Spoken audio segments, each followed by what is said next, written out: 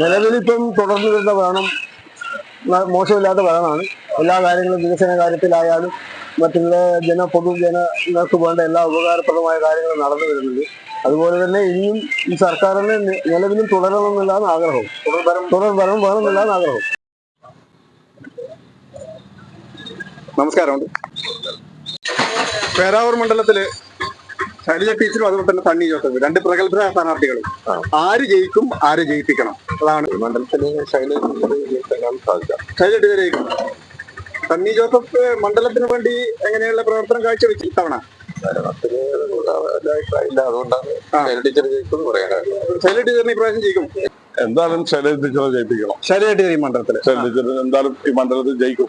എന്തുകൊണ്ട് അങ്ങനെ ഒരു ടീച്ചറെ ആരോഗ്യമന്ത്രിയായ എല്ലാവരും ടീച്ചറെ വികസനം മുമ്പൊരിക്കൽ MLA ആയിരുന്നു. ഇവിടുത്തെ എല്ലാ നല്ല കാര്യങ്ങളാണ് ചെയ്തിരുന്നത്. കോൺഗ്രസിന്റെ സണ്ണി ജോസഫ് ഉണ്ട്, പ്രഗത്ഭനാണ്. പ്രഗത്ഭനാണ്. മണ്ഡലത്തിന് നമുക്ക് വലിയ ഇതൊന്നും ഇല്ല.